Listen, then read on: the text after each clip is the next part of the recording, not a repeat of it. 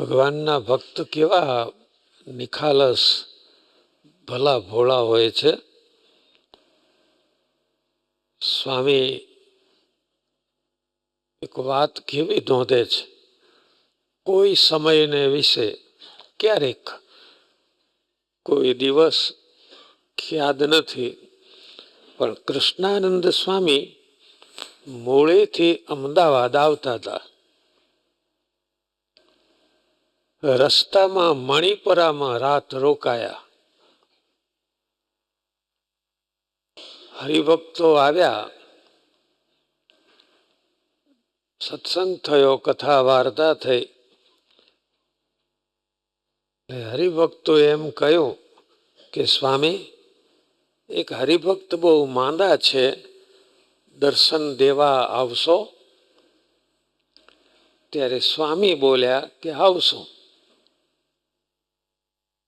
પછી બીજા હરિભક્તોને સાથે લઈ અને એ માંદા ભક્તને ઘેર દર્શન દેવા સારું પધાર્યા અને એ હરિભક્તને મહારાજની વાતો કરી અને શાંતિ પમાડી.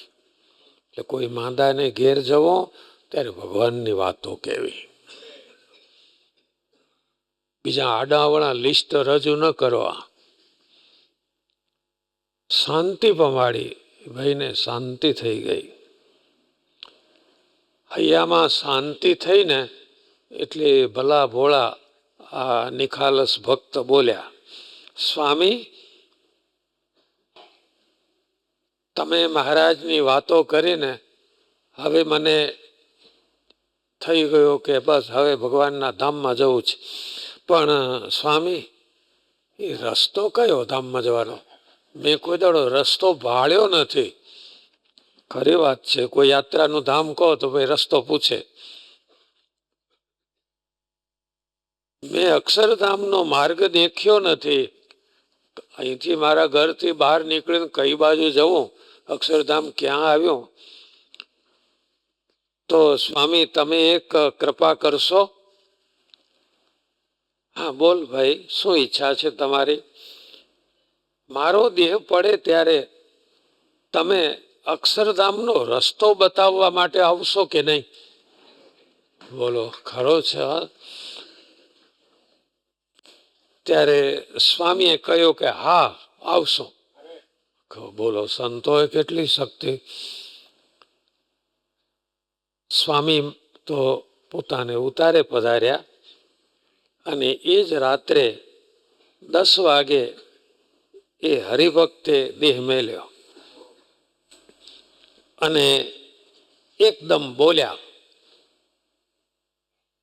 એ ત્યાગ વખતે આ હરિભક્ત બોલ્યા, ઓહો હો હો હો, અક્ષરધામનો રસ્તો તો એવો સરસ સીધો દેખાય છે.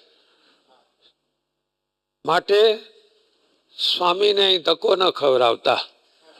સ્વામી પાછા આવે, ચાલ ભાઈ ચાલ રસ્તો બતાવો, અહીં થઈને વળી જજે. પણ નાના, અક્ષરધામનો રસ્તો સીધો દેખાય છે. જિંદગીમાં ભજન કર્યું હોય, ભક્તિ કરી હોય, સત્સંગ કર્યો હોય, સેવા કરી હોય, પછી રોડ સીધો જ દેખાયો. પછી ખાંચી ખૂંચી કાંઈ ન હોય, કોઈને પૂછવાની જરૂર ના રહે. સ્વામી લખે છે, આવી રીતે શ્રીજી મહારાજે કૃષ્ણાનંદ સ્વામીના વચને કરીને એ હરિભક્તને અક્ષરધામની પ્રાપ્તિ કરાવી દીધી.